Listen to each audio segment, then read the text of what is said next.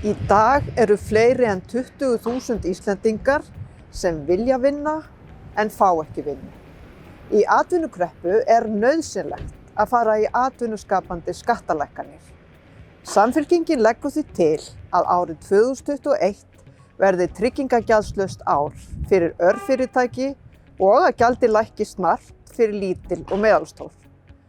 En við þurfum líka að draga úr jaðarskottum hjá fólki sem myndast vegna skerðinga.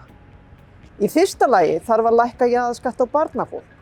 Barnabætur byrjar nú að skerðast undir lágmarkslaunum en ættu að halda óskertar upp að meðaltekjum.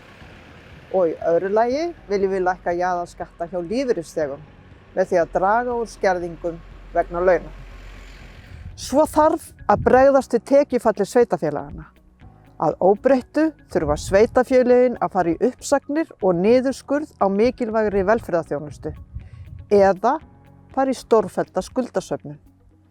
Í mínu nærsamfélagi sem ýmislegt hefur reynt er staðan grafalvarleg. Hér á Suðurnesjum er mesta atvinnuleysi á landinu meira en nokkru sinni fyrr. Ábyrgarleiðin sem við í Samfylkingunni leggjum til er leið sem myndi létta á vanda Suðurnesjamanna. Við leggjum til sérstakt fjárfestingarátak fyrir svæðið ásamt fjölgun opinberra starfa í heilsugæslu, lögreglu og velferðarþjónustu. Það er ábyrgarleiðin.